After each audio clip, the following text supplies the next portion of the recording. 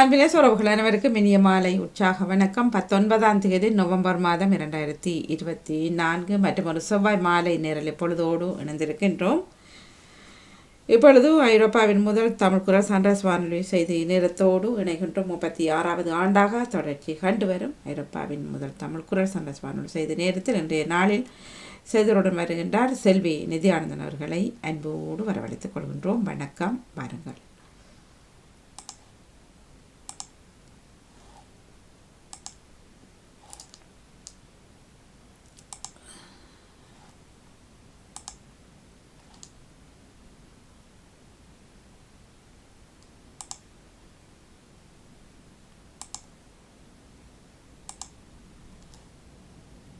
வணக்கம், இனிய மாலை உற்சாக வணக்கம் செல்வி நித்யானந்தன் அவர்களே. உற்சாகமான இரவு வணக்கம். சன்ரைஸ் செய்திக்காக இணையவள செய்தி தொகுப்புடன் நெதர்லாந்தில் இருந்து செல்வி நித்யானந்தன். அடுத்து வரும் 5 வருடமும் எப்படி செயற்படுகிறேன் என்பதை பார்ப்பீர்கள் என பாராளுமன்ற உறுப்பினராக தெரிவு செய்யப்பட்டுள்ள ப. சத்தியலிங்கம் தெரிவித்துள்ளார். தேர்தல் முடிவுகளை சவாலாக ஏற்று முன்னோக்கி செல்வோம் என ஈழ மக்கள் ஜனநாயக கட்சியின் உறுப்பினர்களுக்கு செயலாளர் நாயகம் டக்ளஸ் தேவானந்தா நம்பிக்கையூட்டியுள்ளார். நடந்து முடிந்த தேர்தல் முடிவுகள் இபிடிபி கட்சியின் அடுத்த கட்ட நகர்விற்கு சிறந்த வலுவூட்டலை தந்துள்ளது என தெரிவித்துள்ள கட்சியின் செயலாளர், தேசிய நல்லிணக்கம் குறித்த தெளிவூட்டல் மக்களுக்கு சரிவர வழங்கப்படாமையும் எமது கட்சிக்கு எதிராக திட்டமிட்டு பரப்பப்பட்ட அவதூறுகளுமே பின்னடைவதற்கு காரணம் எனவும் தெரிவித்துள்ளார். இந்திய அரசாங்கத்தின் அழைப்பின் பேரில் இலங்கை ஜனாதிபதி அனுரகுமார திசநாயக்கா அடுத்த மாத நடுப்பகுதியில் இந்தியாவுக்கு விஜயம் செய்ய உள்ளதாக வெளிவிவகார அமைச்சர் விஜித கேரத் தெரிவித்துள்ளார். அவர் பிரதமர் நரேந்திர மோடியை சந்திக்க உள்ளார். திசநாயக்கா செப்டம்பர் மாதம் ஜனாதிபதியாக தெரிவு செய்யப்பட்ட போது அவரை சந்தித்த முதல் வெளிநாட்டு பிரமுகரான வெளிவிவகார அமைச்சர் ஜெய்சங்கர் இந்த அழைப்பிதழை விடுத்திருந்தார். இந்தியாவில் வைர சுரங்கத்தில் இருந்து விவசாயி ஒருவர் 7.44 கேரட் வைரத்தை கண்டுபிடித்து பணக்காரராகியுள்ளார். ரஷ்யா உக்ரைன் போரில் தனது ஏவுகணைகளை ரஷ்யாவுக்குள் பயன்படுத்தலாம் என உக்ரைனுக்கு அமெரிக்கா அனுமதி அளித்துள்ளதை தொடர்ந்து 3ஆம் உலகப் போர் அச்சம் உருவாகியுள்ளது. 3ஆம் உலகப் போர் அச்சம் உருவாகியுள்ளதை தொடர்ந்து உணவுப் பொருட்கள் மற்றும் தண்ணீரை சேமித்து வைக்குமாறு ஸ்வீடன் நாடு தனது குடிமக்களுக்கு உத்தரவிட்டுள்ள விடயம் பரபரப்பை உருவாக்கியுள்ளது. கிறிஸ்துமஸ் விருந்தாக ரோயல் கனடிய மின் கிறிஸ்துமஸ் சிறிய வடிவிலான பார உறுதி பொறிக்கப்பட்ட நாணயத்தை வெளியிட்டுள்ளது. ரோயல் கனடிய மின் நாணய சேகரிப்பாளர்களுக்கான மகிழ்ச்சியான கிறிஸ்துமஸ் பரிசாக பனிமூடிய பழங்கால சிவப்பு சிறிய வடிவிலான பார உறுதி உள்ள $2 நாணயம் குறித்த தகவலை வெளியிட்டுள்ளது. ஜெர்மனி இந்த ஆண்டு இறுதிக்குள் திறன்மிகு பணியாளர்களுக்காக 2 லட்சம் விசாக்களை வழங்க இலக்கு வைத்துள்ளது. ஜெர்மனியில் கடுமையான பணியாளர் பற்றாக்குறை நிலவுகிறது. சுமார் 1.34 மில்லியன் பணியிடங்கள் நாட்டில் இப்போது வெறுமையாக இருப்பதாகவும் இந்நிலையில் இந்த ஆண்டு இறுதிக்குள் திறன்மிகு பணியாளர்களுக்கு விசாக்களை வழங்க முடிவு செய்துள்ளதாக அரசு அறிவித்துள்ளது. பிரித்தானியா, ஆஸ்திரேலியா, அமெரிக்கா இணைந்து 10 மடங்கு அதிவேகத்தில் சென்று தாக்கும் ஹைபர்சோனிக் ஏவுகணைகளை விரைவாக உருவாக்க ஒப்பந்தம் மேற்கொண்டுள்ளது. பல நாடுகள் அனுமதித்து மறுத்த கப்பல் ஒன்றுக்கு இங்கிலாந்து துறைமுகம் ஒன்றில் அனுமதி அளிக்கப்பட்டுள்ள விடயம் அப்பகுதி மக்களை கொந்தளிக்க செய்துள்ளது.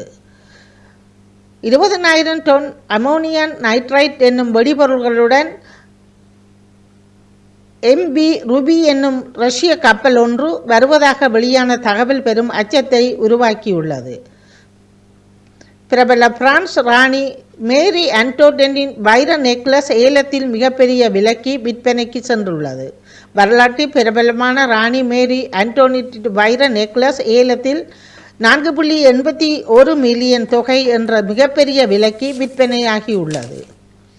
ஜோர்ஜியன் காலத்தில் இந்த ஆடம்பர நகை கிட்டத்தட்ட 500 வைரங்களால் அலங்கரிக்கப்பட்டுள்ளது. நவம்பர் 29ஆம் தேதி கருப்பு வெள்ளி தினத்தை முன்னிட்டு பிரித்தானியா சைபர் பாதுகாப்பு முகமை எச்சரிக்கை ஒன்றை விடுத்துள்ளது. ஜெர்மன் மருத்துவமனை ஒன்றில் இயந்திர மனிதன் அதாவது ரோபோ ஒன்று 120க்கும் அதிகமான வகை உணவுகளை சமைத்து அசத்துகின்றது. பின்லாந்து மற்றும் ஜெர்மனி இடையே இணைய இணைப்பை வழங்கும் லியோன் 1 கேபிள் மர்மமாக பாதிப்பு ஏற்பட்டுள்ளது. இந்த கேபிள் பின்லாந்தின் மாநிலத்தில் கட்டுப்படுத்தப்படும் சீனா நிறுவனம் மூலம் நிர்வகிக்கப்படுகின்றது. பலஸ்தீன ஆதரவு லெபனான் நாட்டவரான போராளி ஒருவரை விடுவிக்க பிரெஞ்சு நீதிமன்றம் வெள்ளிக்கிழமை உத்தரவிட்டுள்ளது. ரஷ்யா நடத்தும் தாக்குதலுக்கு உக்ரைன் பதில் தாக்குதலை நடத்தி வருகின்றது. ரஷ்யா மீது தாக்குதல் மேற்கொள்வதற்கு அமெரிக்கா வழங்கிய நீண்ட தூர ஏவுகணைகளை உக்ரைன் பயன்படுத்துவதற்கு அமெரிக்க ஜனாதிபதி ஜோ பைடன் அனுமதி வழங்கியுள்ளதாக அமெரிக்கா உறுதி செய்துள்ளதாக சர்வதேச ஊடகங்கள் தெரிவித்துள்ளன. தொடர்வது விளையாட்டு செய்திகள். நியூசிலாந்து வேகப்பந்து வீச்சாளர் டக் பிரெஸ்வெலுக்கு போதைப்பொருள் பயன்படுத்தியதற்காக 1 மாத தடை விதிக்கப்பட்டுள்ளது. இந்த ஆண்டு தை மாதம் சென்ட்ரல் ஸ்டாக்ஸ் மற்றும் வெலிங்டன் இடையிலான உள்நாட்டு T20 போட்டிக்கு பின்னர் சோதனை செய்யப்பட்டதில் அவர் கொக்கைன் என்னும் போதைப்பொருள் பயன்படுத்தியது உறுதிப்படுத்தப்பட்டுள்ளது. சவுதி அரேபியாவில் 2034 ஆண்டு நடைபெறவுள்ள பீபா உலகக்கோப்பை கால்பந்து போட்டிக்காக கட்டப்படும் புதிய கால்பந்து மைதானத்தின் திட்டம் முதல் முறையாக ஊடகங்களுக்கு வெளியிடப்பட்டுள்ளது. இத்துடன் செய்திகள் நிறைவடைகின்றன. நன்றி, வணக்கம். மிக சிறப்பு. இனிய மாலை வணக்கம். சூரியோதயம் சன்ரைஸ் செய்தி பாகம் 189. அது நேற்று வந்துவிட்டது. நகுலவதி அவர்கள் செய்திகள். மிக நன்றி செல்வி நித்தி ஆனந்தன் அவர்களே. தொடர்ந்து கொள்வோம். நன்றி, வணக்கம்.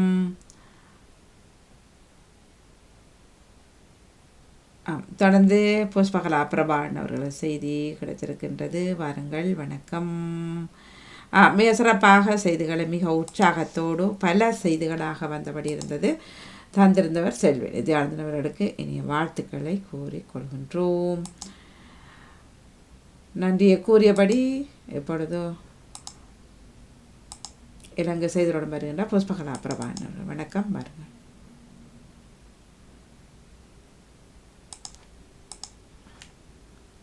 வணக்கம். சன்ரைஸ் நேரத்திற்கான இலங்கை செய்திகள் வாசிப்பது புஷ்பகலா பிரபாகரன். சக்தி வாய்ந்த அமைச்சர்கள். இலங்கையில் 22 அமைச்சர்களை கொண்ட தேசிய மக்கள் சக்தி அரசாங்கத்தின் புதிய அமைச்சரவை இன்று காலை பதவி பிரமாணம் செய்து கொண்டுள்ளது. பதவி பிரமாணம் ஜனாதிபதி அனுரகுமார திசநாயக்க முன்னிலையில் ஜனாதிபதி செயலகத்தில் இடம்பெற்றுள்ளது. இந்த நிலையில் பாதுகாப்பு, நிதி மற்றும் பொருளாதார அபிவிருத்தி மற்றும் டிஜிட்டல் பொருளாதாரம் ஆகிய அமைச்சுக்கள் பதவியினை ஜனாதிபதி அனுராவின் கீழ் வைக்கப்பட்டுள்ளன. அதேவேளை நடைபெற்ற இலங்கை நாடாளுமன்ற தேர்தலில் ஜனாதிபதி அனுரவின் தேசிய மக்கள் சக்தி பெரும் வெற்றி பெற்றிருந்தமையும் குறிப்பிடத்தக்கது. வரலாற்றில் முதல் முறை இலங்கை நாடாளுமன்ற வரலாற்றில் முதல் தடவையாக விழிப்புணர்வற்றவர் என்ற நிலையில் இலங்கை பார்வையற்ற பட்டதாரி சபையின் தலைவர் சுகந்த் வசந்த டி சில்வா நாடாளுமன்ற உறுப்பினர் பதவிக்கு தகுதி பெற்றுள்ளார். இவ்வருட நாடாளுமன்ற தேர்தலில் தேசிய மக்கள் சக்தியிலிருந்து தேசிய பட்டியலில் உறுப்பினராக பாராளுமன்றத்துக்கு தெரிவாகியுள்ளார். பரீட்சை பெறுபவர்களை வெளியிட தடை. பரீட்சைக்கு முன்பே வினாத்தாள் வெளியானதாக சர்ச்சையை ஏற்படுத்திய தரம் 5 புலமை பரிசில் பரீட்சை பெறுபவர்களை வெளியிடுவதை இடைநிறுத்தி உயர் நீதிமன்றம் இன்று இடைக்கால தடை உத்தரவு பிறப்பித்துள்ளது. பயணிகள் எண்ணிக்கை தொடர்ந்தும் அதிகரிப்பு. தற்போது நாட்டுக்கு வருகை தரும் சுற்றுலா பயணிகளின் எண்ணிக்கை தொடர்ந்தும் அதிகரித்து வரும் நிலையில் பல சுற்றுலா தலங்கள் விலங்குகளின் புகலிடமாக மாறியுள்ளதாக தெரிவிக்கப்பட்டுள்ளது. அதிக அளவான சுற்றுலா பயணிகள் வருகை தரும் காலிக்கோட்டையில் அதிகமான கட்டாக்காலி விலங்குகள் திரிவதாகவும் குறிப்பிடப்பட்டுள்ளது. இதன் காரணமாக குறித்த பகுதிகளுக்கு வரும் சுற்றுலா பயணிகள் பெரும் அசௌகரியங்களை சந்தித்து வருவதாக தெரிவிக்கப்பட்டுள்ளது. கடந்த மாதத்தில் மாத்திரம் 1,35,907 சுற்றுலா பயணிகள் நாட்டுக்கு வருகை தந்துள்ளதாக சுற்றுலா அபிவிருத்தி அதிகார சபை தெரிவித்துள்ளது.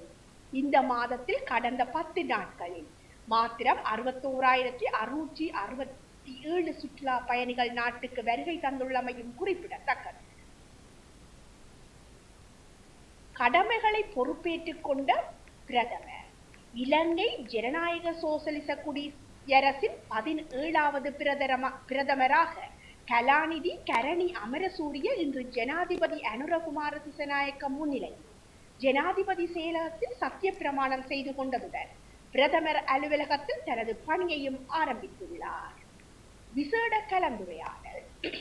இலங்கைக்கு வருகை தந்துள்ள சர்வதேச நாணய நிதியத்தின் பிரதிநிதிகள் குழு முதலாவதாக மத்திய வங்கி அதிகாரிகளை சந்தித்து கலந்துரையாட உள்ளதாக தெரிவிக்கப்படுகின்றது. அதற்கமைய குறித்த பிரதிநிதிகள் இன்று மத்திய வங்கி பிரதிநிதிகளை சந்தித்து கலந்துரையாட உள்ளனர். எவ்வாறாயினும் குறித்த கலந்துரையாடலின் பின்னர் ஜனாதிபதி மற்றும் புதிய அரசாங்கத்தின் அமைச்சர்களை சந்திப்பதற்கும் குறித்த குழு திட்டமிட்டுள்ளதாக தெரிய வந்துள்ளது. அதிரடி மாற்றம். கடந்த பொருளாதார நெருக்கடி காலத்தில் மக்கள் கொண்டிருந்த உச்சக்கட்ட துன்பத்தின் வெளிப்பாடுதான் இந்த ஆட்சி மாற்றம் என்று கொழும்பு பல்கலைக்கழகத்தின் பொருளியல் துறை பேராசிரியர் அமிர்தலிங்கம் தெரிவித்துள்ளார். நடந்து முடிந்த பாராளுமன்ற தேர்தலின் ஊடாக 150 புதிய முகங்கள் நாடாளுமன்றத்துக்கு வரப்போகிறார்கள். அதற்கு இணைய பல மூத்த அரசியல் தலைவர்கள் அனைவரும் அரசியலிருந்து ஓரங்கட்டுப்பட்டு விட்டார்கள் என்றும் அவர் சுட்டிக்காட்டியுள்ளார். இதேவேளை புதிய நாடாளுமன்றத்தில் ஜனாதிபதி அனுராவால் செயற்படுத்த முடியாத மாற்றங்கள் குறித்தும் அவர் தெளிவுபடுத்தினார். கல்வி அமைச்சு வெளியிட்ட தகவல். அரசு மற்றும் அரசு அனுசரையின் கீழ் இயங்கும் பாடசாலைகளுக்கான 3ஆம் தவணை முதலாம் கட்ட கற்றல் செயற்பாடுகள் எதிர்வரும் நவம்பர் 22ஆம் தேதியுடன் நிறைவடைய உள்ளதாக கல்வி அமைச்சு தெரிவித்துள்ளது. இதன்படி எதிர்வரும் நவம்பர் 23ஆம் தேதி முதல் ஜனவரி 1ஆம் தேதி வரை பாடசாலைகளுக்கான விடுமுறை வழங்கப்பட உள்ளது. அத்துடன் 3ஆம் தவணை கற்றல் செயற்பாடுகள் எதிர்வரும் ஜனவரி 2ஆம் தேதி முதல் ஜனவரி மாதம் 17ஆம் தேதி வரை இடம்பெறும் என்றும் கல்வி அமைச்சு தெரிவித்துள்ளது. இத்துடன் இணையவள செய்திகளின் தொகுப்பு நிறைவடைகின்றன. நன்றி, வணக்கம். மிக்க நன்றி, வணக்கம் புஷ்பகலா பிரபாகரன் அவர்களே. நன்றி, வணக்கம். நிறைவுக்கு வருகிறது இன்றைய நாளுக்கான செய்திகள். செல்வி நித்யானந்தன் அவர்கள் மற்றும் புஷ்பகலா பிரபாகரன் அவர்கள் இணைந்திருந்த நேரம்.